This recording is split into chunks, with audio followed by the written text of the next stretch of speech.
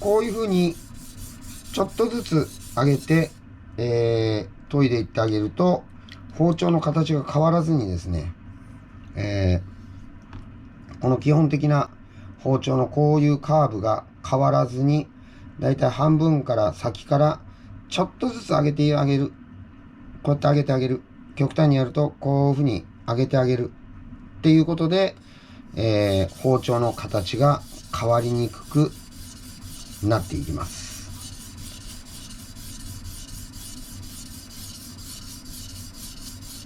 でですね、これ両刃なので、こういうふうに、なぞってあげると、なんていうのかな、こっち側からこういうふうに研いでるので、こういうふうに刃がですね、刃の先端がこういうふうに返っていくんですね。この返っていったやつを今度逆にして直してあげる。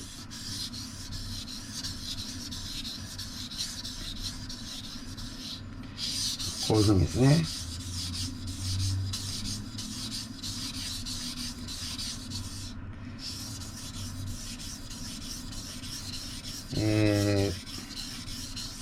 反り返ったやつを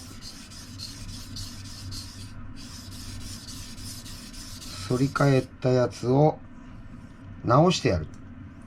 こういうふうに反ってたやつをこっちからこういうふうに直してやるんですね。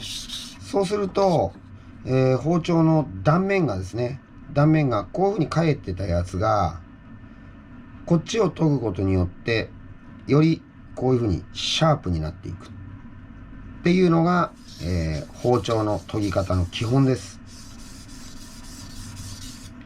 でですね、反対側を研いでやったらこういうふうに直して直ってるかどうかで、逆からもですね、逆からもこうやって、反り返ってるのが直ってるかどうかっていうのをこうやって確認しましょう。で、こういうふうに確認してみて、両側のこういうふうに反ってるのをこっちからこうやってやっていく。こっちから直してやる。こう反ってるのをこう直してやる。で、よりシャープになってるっていうのが指先で感じるはずなんで、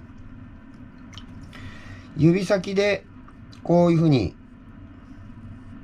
なぞってやって、返ってるのが両側からですね。両側から。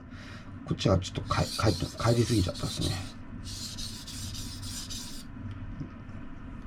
返りすぎたのをこういうふうに直してやる。直してるのをこうやりながらこう確認してですね。よりシャープになってるか。こういう風になってるか。こうなっていないか。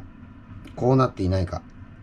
で、出っ張ってるやつをこうやって少しなぞって、こうやって直してやる。で、より、シャープにですね、両側がこう返ってないか、こういうふうに確かめながら、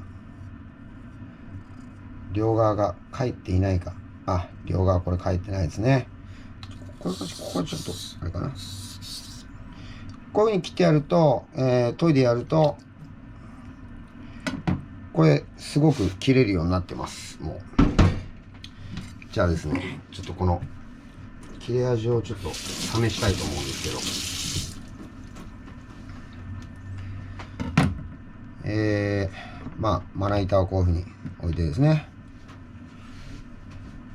で、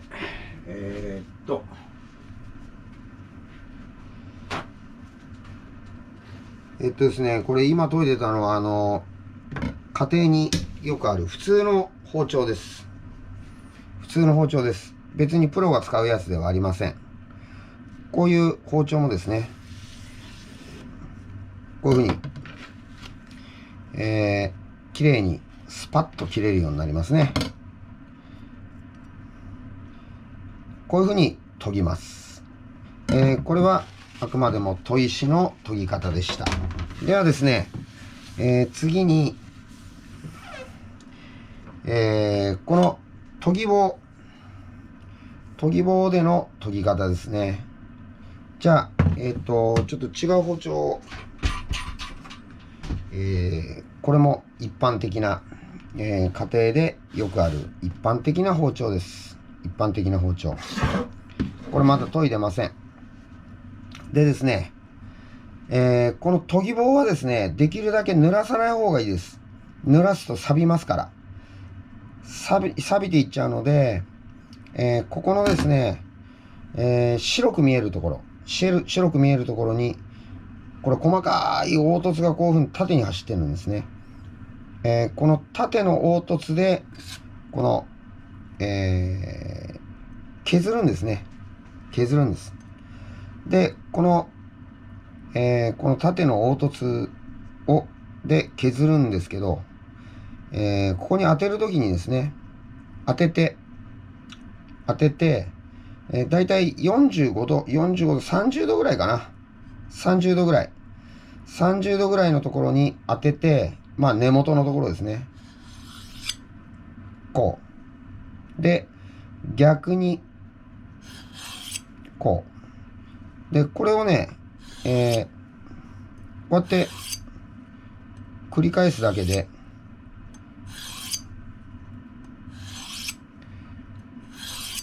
この包丁がね、不思議なことに切れるようになるんですね。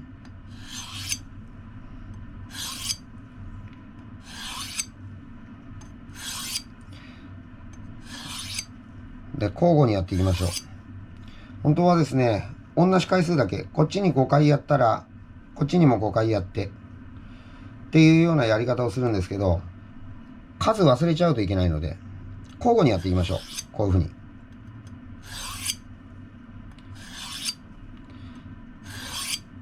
30度ぐらいの角度に、この研ぎ棒に対して30度ぐらいの角度に、30度か20度ぐらいの角度に、こうですね。こうやって撫でてやります。こういうふうにですね。だいたい10回か20回ぐらい、こういうふうにやると、この包丁がですね、切れるようになりますね。じゃあちょっと試してみましょうか。試してみましょう。はい。またですね、キッチンペーパーを取り出して、この先ほど研いだ、研ぎ棒で研いだ包丁です。ちょっとね、この砥石よりもね、ちょっと切れ味が悪いんですよね。ですけど、一般的なこう、どこにでもある包丁でも、こういうふうに、紙が切れるほど、こういうふうに、シャープになりますね。この研ぎ棒の方が、一般の型向けだと思います。ですけど、よりシャープにするためには、先ほどのこちらの、砥石を使った方が、よろしいかと思います。ですけど、砥石の方がやっぱし研ぐの難しいんで、最初は切れるようにしたい方は、こちらの研ぎ棒を、おすすめしたいと思います。だいたいですね、5000円か、そこらで買えるものなので、ぜひ試してみてください。家庭でこうやるやつよりも、より切れるようになります。今日は包丁の研ぎ方でした。ありがとうございました。